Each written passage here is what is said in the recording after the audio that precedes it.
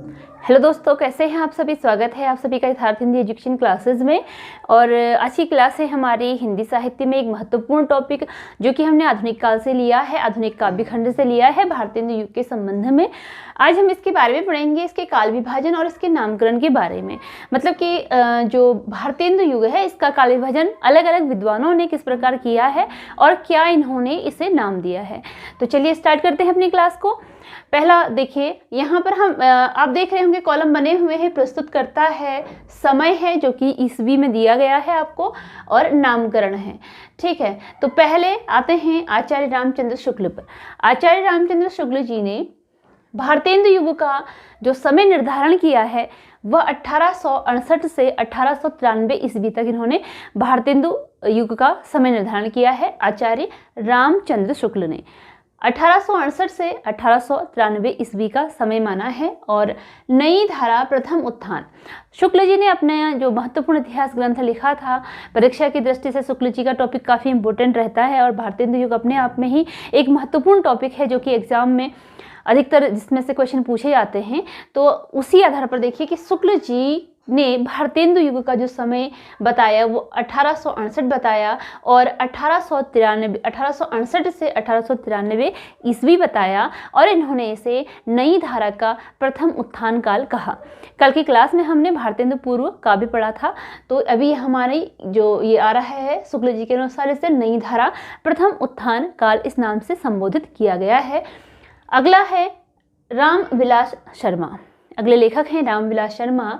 और रामविलास शर्मा की अगर हम बात करें, इनका जो काल विभाजन रहा, इन्होंने 1868 से 1900, देखिए यहाँ पर 1868 आपको सेम दिख रहा होगा, 1868, यहाँ भी 1868 है, लेकिन यहाँ इन्होंने 1893 ईस्वी तक माना है। बट जो रामविलास शर्मा जी हैं ये 1868 से 1900 का जो समय है यह भारतेंदु युग के अंतर्गत मानते हैं और यह नाम देते हैं इन्हें नव जागरण काल। भारतेंदु युग को रामविलास शर्मा जी के द्वारा नाम दिया गया है नव जागरण काल। रामचंद्र शुक्ल नाम देते हैं नई धारा प्रथम उत्थान।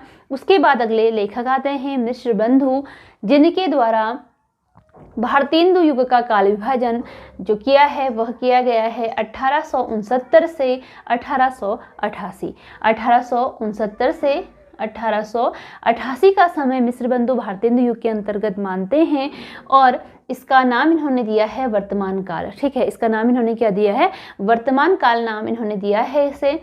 उसके बाद आते हैं राम कुमार वर्मा।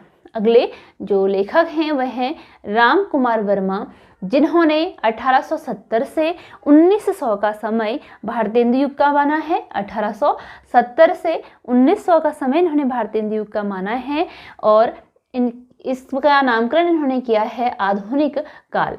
ठीक है, तो देखिए हम जो नाम देख रहे हैं सारे भारतेंदु युग के ही नाम हैं, लेकिन अलग अलग विद्वानों के द्वारा इसे अलग अलग नाम दिया गया है और अलग अलग अपनी मान्यता जो उनके द्वारा तथ्य इकट्ठे किए गए थे उसके आधार पर अलग अलग समय का निर्धारण किया गया है। अगले आते हैं फिर डॉक्टर त्रिभुवन सिंह। डॉक्टर त्रिभुवन सिंह, इन्होंने समय निर्धारण किया है 1857 से 1947 का समय। 1857 से 1947 का समय ये बताते हैं भारतेंदु युग के अंतर्गत और नाम देते हैं इसे जागरण काल। डॉक्टर त्रिभुवन सिंह भारतेंदु युग को नाम देते हैं जागरण काल। और फिर अगले जो लेखक हैं वह हैं डॉक्टर बच्चन सिंह और डॉक्टर बच्चन सिंह का काल विभाजन है 1857 से 1900। 1857 से 1900 का समय डॉक्टर बच्चन सिंह भारतेंदु युग के अंतर्गत मानते हैं और इसका नाम दिया है इन्होंने पुनर्जागरण काल। ठीक है, भारतेंदु युग का पुनर्जागरण काल नाम डॉक्टर बच्चन सिंह के द्वारा दिया गया है। अब आप देखते हैं इसमें कि क्या भारतेंदु युग है, भारतेंदु युग है, लेकिन भारतेंदु युग के बारे में अलग अलग विद्वानों के द्वारा अलग अलग समय निर्धारण किया गया है और अलग अलग नाम दिए गए हैं। जैसे रामचंद्र शुक्ल नई धारा प्रथम उत्थान, रामविलास शर्मा नव जागरण काल, मिश्र बंधु वर्तमान काल, राम कुमार वर्मा आधुनिक काल बोलते हैं और डॉक्टर त्रिभुवन सिंह इसका नाम देते हैं जागरण काल और डॉक्टर बच्चन सिंह ने इसका नाम दिया है पुनर्जागरण काल। तो हम देखते हैं कि कितनी बार एग्जाम में पूछा जाता है भारतेंदु युग के बारे में कि भारतेंदु की जैसे जागरण काल जैसे पूछ लिया जाएगा कि जागरण काल नाम से किस युग को जाना जाता है, तो भारतेंदु युग को जाना जाता है। या फिर यह भी हो सकता है कि जागरण काल नाम किसके द्वारा, भारतेंदु युग को जागरण काल नाम किसके द्वारा दिया गया है, तो डॉक्टर त्रिभुवन सिंह के द्वारा दिया गया है। तो इस प्रकार अलग अलग काल निर्धारण और जो है नामों का निर्धारण किया गया था अलग अलग विद्वानों के द्वारा। उसके बाद देखिए भारतेंदु युग के बारे में आगे पढ़ते हैं कि आधुनिक हिंदी कविता का जो प्रथम चरण था, जब आधुनिक हिंदी कविता आई, इससे पहले भारतेंदु पूर्व युग जो रहा, काव्य रहा, उसके बाद रीतिकाल के बाद जो भारतेंदु पूर्व काल आया जिसके बारे में हमने कल पढ़ा, और उसके बाद आता है भारतेंदु काल। तो उसमें जब आधुनिक हिंदी कविता का जो प्रथम चरण था वो भारतेंदु युग कहलाया। और भारतेंदु युग कहलाने का कारण था भारतेंदु हरिश्चंद्र के नाम पर ही इसका नामकरण हुआ था। क्योंकि इसका कारण क्या था, इसके नामकरण का आधार भारतेंदु जी का जो युग प्रवर्तक व्यक्तित्व था वही इस काल के नामकरण का आधार था। क्योंकि जो भारतेंदु जी का व्यक्तित्व था वो युग प्रवर्तक था। अब देखिए युग प्रवर्तक कैसे था, हम पहले पढ़ते हैं जब रीतिकाल के बाद जब हम पढ़ते हैं भारतेंदु पूर्व काव्यधारा, तो वहाँ भी हमें वही भक्ति से संबंधित, रीति से संबंधित और श्रृंगार से संबंधित रचनाएं मिलती हैं। लेकिन जब हम आते हैं भारतेंदु युग में तब हमें वहाँ पर ब्रजभाषा के साथ खड़ी बोली का भी प्रयोग मिलता है। जबकि भारतेंदु पूर्व काव्यधारा में मैंने पहले भी बताया था कि पहले की जो परंपरा थी उसी को आगे को अपनाया गया था। लेकिन यहाँ पर भारतेंदु जी ने जब लेखन प्रारंभ किया था तो इनके द्वारा यहाँ पर बहुत सारे चेंज किए गए थे, बहुत सारे परिवर्तन किए थे। जो इनकी रचनाएं थी वो सामाजिक सुधार से जुड़ी हुई थी, नारी शिक्षा से जुड़ी हुई थी या अन्य चीज़ों से जुड़ी हुई थी। तो इस कारण भारतेंदु जी को ही युग प्रवर्तक मानकर इस काल का जो नाम था वो भारतेंदु युग रखा गया था, भारतेंदु हरिश्चंद्र जी के नाम पर। तो यहाँ पर अब देखिए भारतेंदु जी का जन्म ही रहा और इनका जो जन्म था वह 9 सितंबर 1850 ईस्वी में, भारतेंदु जी का जन्म हुआ था 9 सितंबर 1850 ईस्वी में। सरस्वती पत्रिका के प्रकाशन से पूर्व तक का समय हम भारतेंदु युग के अंतर्गत उसे कह सकते हैं। तो फिर देखिए भारतेंदु मंडल में, अब जो भारतेंदु मंडल था इसमें कौन कौन से प्रमुख रचनाकार आते हैं, भारतेंदु काल के कौन कौन से प्रमुख रचनाकार थे जो कि भारतेंदु मंडल के अंतर्गत आते हैं। उनमें बद्री नारायण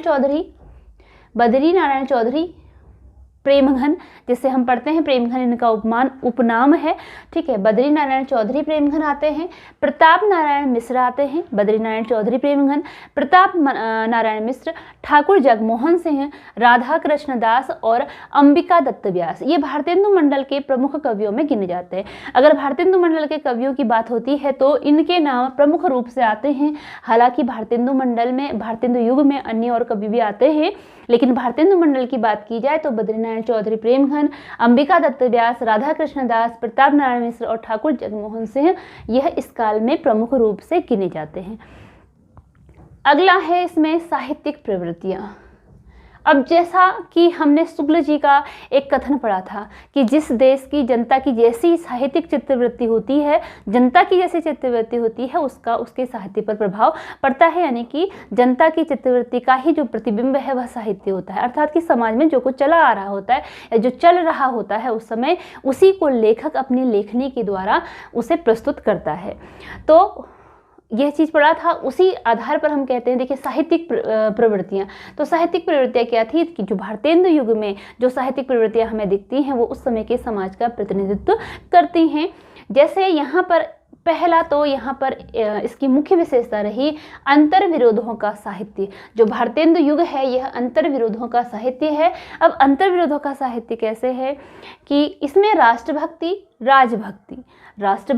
और राजभक्ति, ब्रजभाषा और खड़ी बोली, ब्रजभाषा और खड़ी बोली, पारंपरिक संस्कार और आधुनिक विचार, इनके बीच में जो है अंतर्विरोध का वर्णन मिलता है। जैसे परंपरा से चला आ रहा है कि ब्रजभाषा का ही प्रयोग होता है, रीतिकाल में ब्रजभाषा का ही प्रयोग किया गया था। उसके बाद भारतेंदु पूर्व की जो काव्यधारा थी वहाँ भी ब्रजभाषा देखने को मिलती है। लेकिन जब भारतेंदु जी आते हैं लेखन कला में, हालांकि इनके द्वारा भी ब्रजभाषा में रचनाएं की गई हैं, लेकिन इनके द्वारा खड़ी बोली को भी महत्व दिया गया। ठीक है, राष्ट्रभक्ति केवल राजभक्ति का मतलब क्या है, रीतिकाल में हम देखते हैं कि कवियों के द्वारा क्या किया जाता है, जो वहाँ पर राजा होते हैं लेखन राजा की प्रशंसा में किए गए हैं, है ना। हम बहुत सारी रचनाएं पढ़ते हैं या उससे पहले बहुत सारे जो लेखन था वो राजभक्ति पर था, यानी कि जो राजा है उसी की तारीफ में रचनाएं होती थी।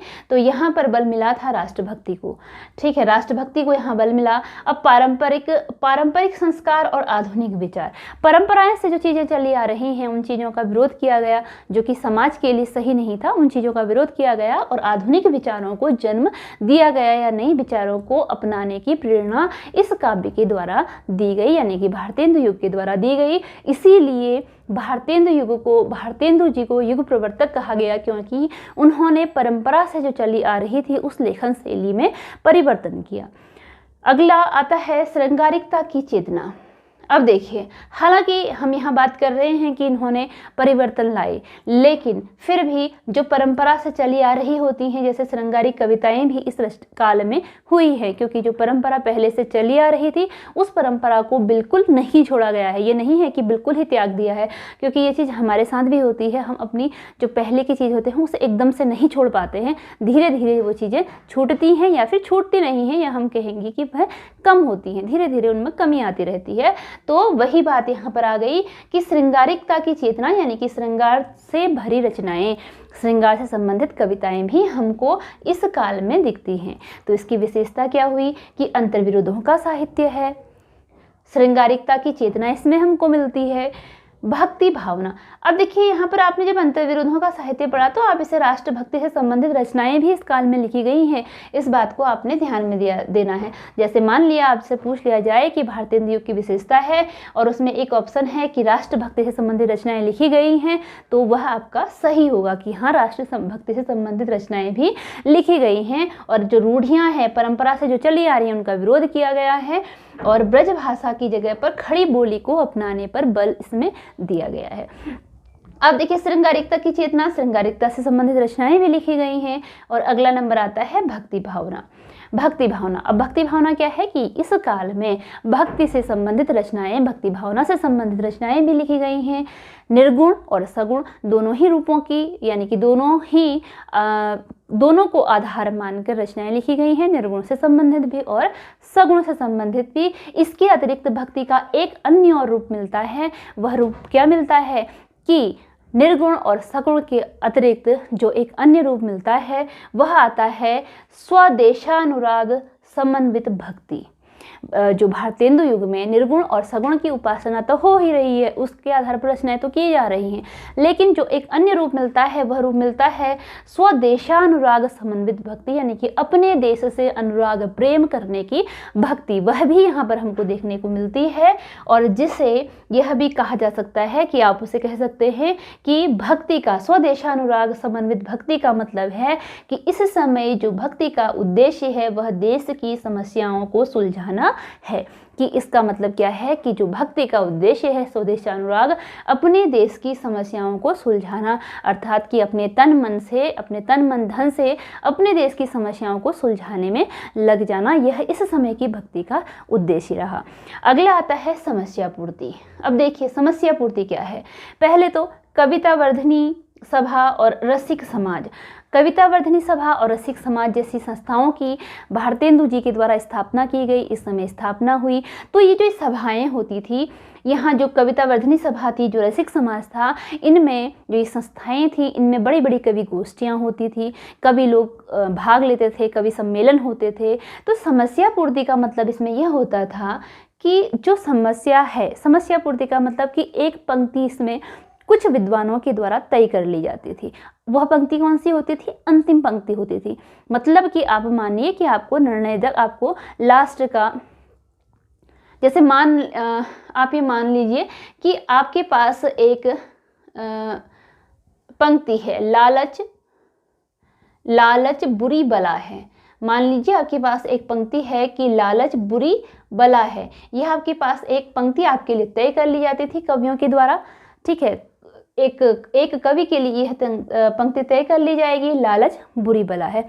अब उस कवि को आगे की पंक्तियां लिखते हुए इस लास्ट पंक्ति तक पहुंचना होता था। ये लास्ट पंक्ति तय की जाती थी और उस कवि को अब आगे की जो पंक्तियां हैं, अपनी प्रतिभा के आधार पर, जो उसकी शक्ति होती थी, जो उसकी लेखन क्षमता थी, उसके आधार पर इस लास्ट पंक्ति पर पहुंचना होता था।